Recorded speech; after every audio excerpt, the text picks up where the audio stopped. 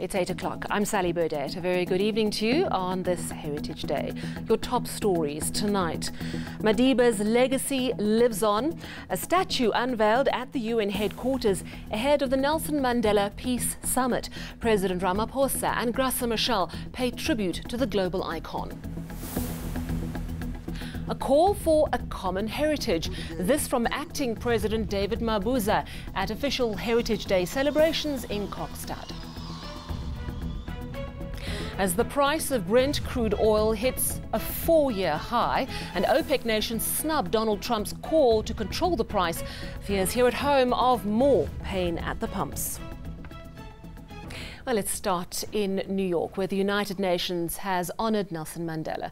President Cyril Ramaphosa and UN Secretary-General Antonio Guterres today unveiling a statue of the former president at the UN headquarters. Now, it's the first time a world leader has been honoured in this way by the UN. The statue and a special Nelson Mandela Peace Summit are part of global centenary celebrations for Madiba. President Ramaphosa has also joined over 100 global leaders to take part in a week-long 73rd General Assembly. He'll also meet business leaders as part of his plan to attract $100 billion in foreign investment. And here he is speaking at the United Nations earlier today. Nelson Mandela will forever hold a special place in our hearts because of his dedication to the service of humanity and the promotion of peace throughout the world. The values by which he lived and to which he dedicated his life are really universal. We are honored and grateful that the Nelson Mandela Peace Summit has been convened in his memory.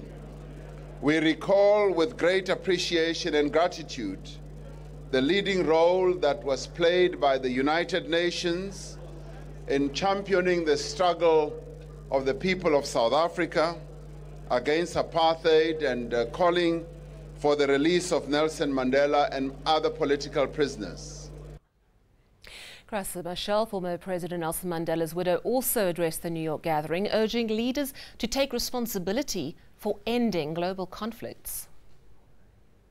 It is time for every leader here to take responsibility. Those who are directly involved in the atrocities plaguing our world, those who take sides, and those who sit in silence. As leaders of this time, you have moral imperative and the ability to bring the death and destructions we witness on a daily basis to an end. Colombia proved it can be done. Others also can follow the example. History will judge you should you stagnate too long in inaction. Humankind will hold you accountable should you allow suffering to continue on your watch. Well, let's go live now to New York. Our reporter Kailitla Kumalo has been tracking a very busy day at the UN for Brand South Africa. Good day to you. Kaya, what's been the response to those very moving speeches, both from Cyril Ramaphosa and Graça Machel?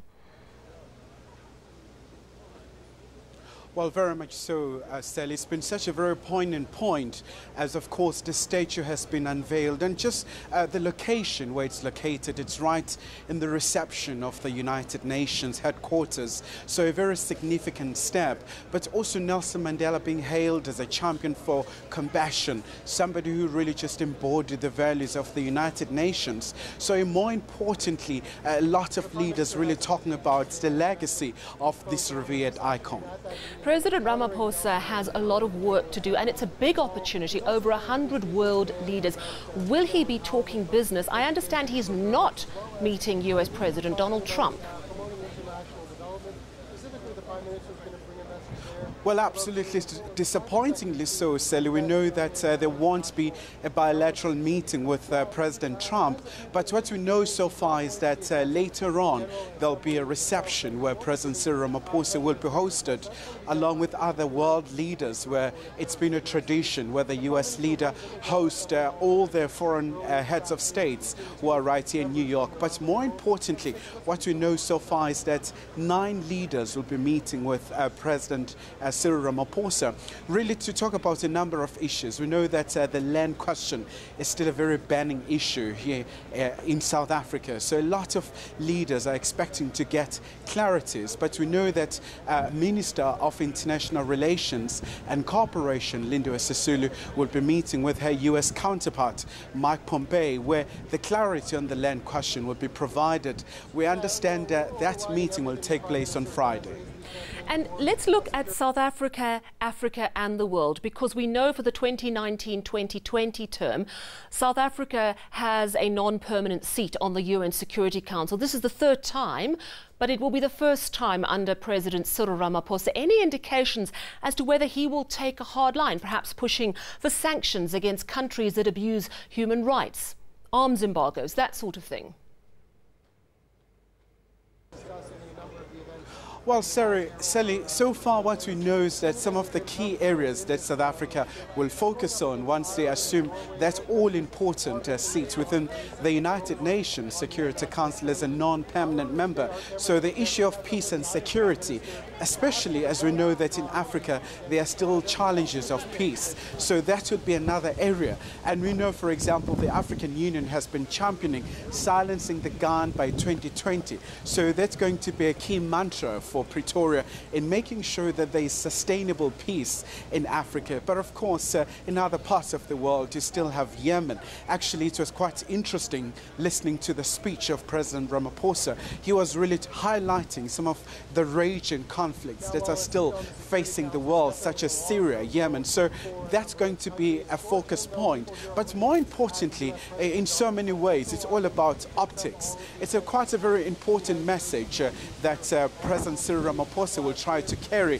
It's his maiden address that he will be making here at the United Nations General Assembly, really trying to champion South Africa's foreign policy. We know that over the past 9 years or so, there has been a lot of questions raised about South Africa's foreign policy. So he's trying to restore and regain South Africa's lost position in so many ways. Thank you very much. That's Kailihla Khumalo coming to us live from the UN headquarters in New York.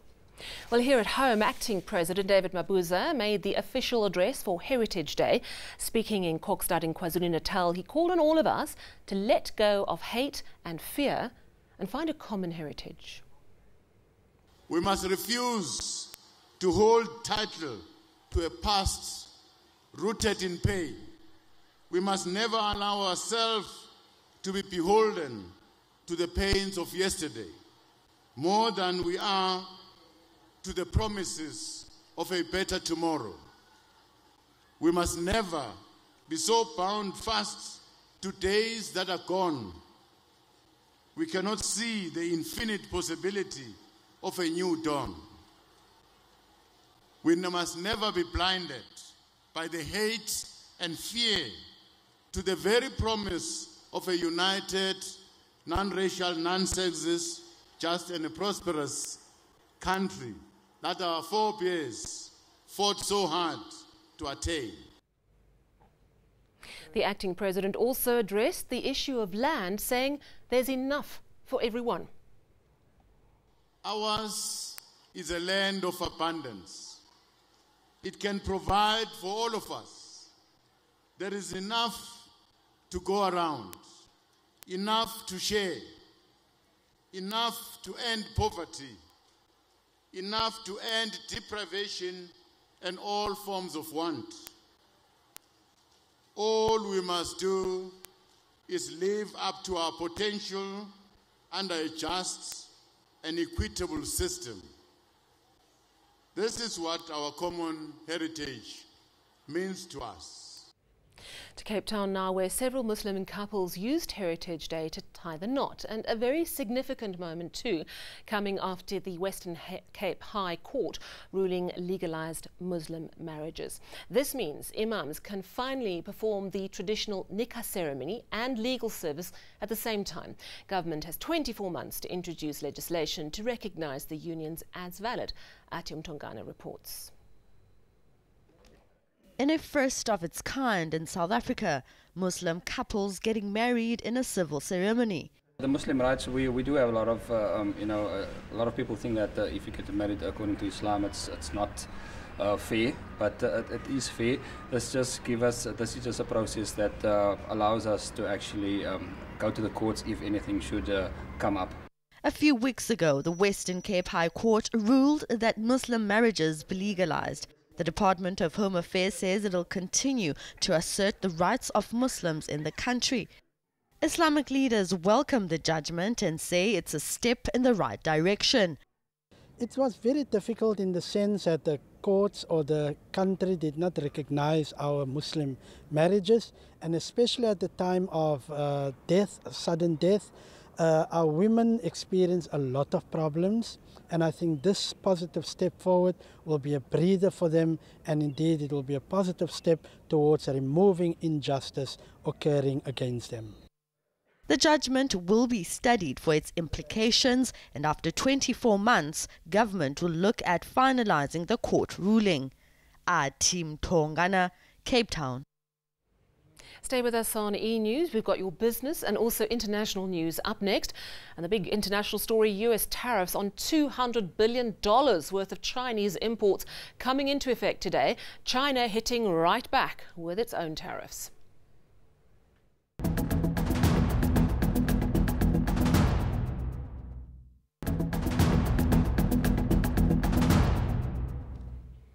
Some money news on the price of Brent crude oil has crossed above the $80 a barrel mark, its highest level in almost 4 years. OPEC countries have ignored US President Donald Trump's call for an increase in production to lower the price, Russia among them. This is bad news for us here at home, potentially, as we're already expecting another fuel price hike in October. Estimates suggest motorists will already fork out over R1 more for fuel from next month. Trump has actually painted himself into a corner. We're in a situation where he has introduced trade tariffs. We will have a renewal of U.S. sanctions against Iran's oil exports come for the 4th of November. This is pushing oil prices higher. In response, Trump has turned to OPEC and says you have to produce more. Now, there's nothing in Saudi Arabia's advantage at the moment for increasing production. And in point of fact, OPEC does not have sufficient spare, readily available capacity to make up the difference that its own members, Venezuela, Nigeria, and Libya, are subtracting from international global exports. Let's take a quick look at international news now. And sentencing proceedings in comedian Bill Cosby's indecent assault case are currently underway in Pennsylvania. There are calls for him to serve a 30-year jail term. Now, in April, Cosby was found guilty of drugging and molesting Andrea Constant. The incident happened at Cosby's Montgomery County home in 2004. The 81-year-old is best known for his role in the 1980s television series The Cosby Show. Dozens of women have come forward accusing him of sexual assault stretching back decades. Tariffs on $200 billion worth of Chinese imports into the United States have come into effect today. China has immediately hit back with similar taxes on US imports. The ongoing trade friction between China and the US has resulted in a decrease in Chinese acquisitions and investments in the United States. According to a report released by a research firm tracking Chinese investment in the US plummeted 92% during the first half of this year. Still ahead, we're going to go down to our weather centre where Joel Guy is standing by patiently. And then, do you consider yourself culturally diverse? Well, we're going to take to the streets to find out how many people can say hello in a language other than their mother tongue.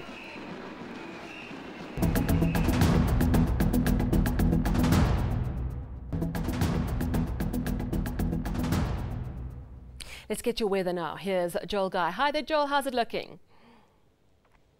Well, Sally, it has been looking and feeling more like summer across much of South Africa. Hot over the eastern areas and thunder showers in most parts of the country. And tonight we will continue to see isolated thunder showers over parts of the Northern Cape, the Free State, southeastern South Africa, and also parts of Mpumalanga and perhaps parts of Gauteng. Then as we head into Tuesday, we are going to be seeing more and more clouds creeping into the west coast, where fog patches are also expected by Tuesday morning. And talking of Tuesday morning, we could continue to see isolated thunder showers over the southeastern areas of the Northern Cape and parts of the Eastern Cape. Then as we head towards the afternoon hours, the thunder showers will be pushing eastwards and reaching KwaZulu-Natal late in the afternoon.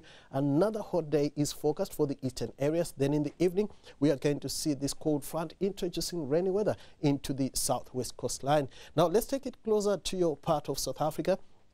It's going to be partly cloudy, dry and hot for the northeastern areas of the Northern Cape. Thunder showers for the first half of the day around Dia and Colesberg. In the Western Cape, we are going to be seeing mostly cloudy skies and rain showers for the western areas. It will be much cooler for these parts of the country compared to what we've been seeing lately. Isolated thunder showers are going to persist for the eastern areas of the Eastern Cape. It will be hot for much of the province, East London, hitting the 30-degree mark in the afternoon. KwaZulu-Natal should also see isolated thunder showers, and it's going to be pretty hot for much of the province. Another warm to hot day for the Mpumalanga province, where dry conditions are going to set in. It's going to be sunny and hot for Limpopo, Polokwane and Tzaneen, warming to around 32 degrees. We're also going to see more or less similar weather across much of the northwest province. The Free State will be partly cloudy with thunder showers in some places over the south. Gauteng should see sunny weather with highs in the lower 30s. That's all from me for now, Sally. Back to you. Thank you very much, Joel. And finally, for Heritage Day, we took to the streets and challenged people to say a simple hello in a language other than their mother tongue. Theodore Mashele reports. It's so important that 11 languages are officially recognized. And it seems some people have a better grasp of these various tongues than others. Sambonani, Sambonani, Sambonani. And what language do you speak? I speak English. Can you please say hello in one of the 11 official languages? I'm going to try and say it in Tsonga. Yes. Abusheni. Yeah, Sawabonga. And even foreign nationals have joined in. Je parle français et le portugais, but I think Molo is the thing for today because of Heritage Day. Whatever their home languages, South Africa's diverse cultures form part of the pride and joy of the Rainbow Nation. I am Xhosa, but today I will be saying Dumelang because it's Heritage Day. Hi, I'm Tswana and I'm going to say good morning in Afrikaans. Hoe gaan dit? Goeiemorgen. Theodore Mashele, Johannesburg. Before we go, our top stories once more. Madiba's legacy lives on. A statue unveiled at the UN headquarters ahead of the Nelson Mandela Peace Summit in New York this week, and a call for a common heritage from acting President David Mabuza at official Heritage Day celebrations. From me, Salani Gartle, goeienaand and good night.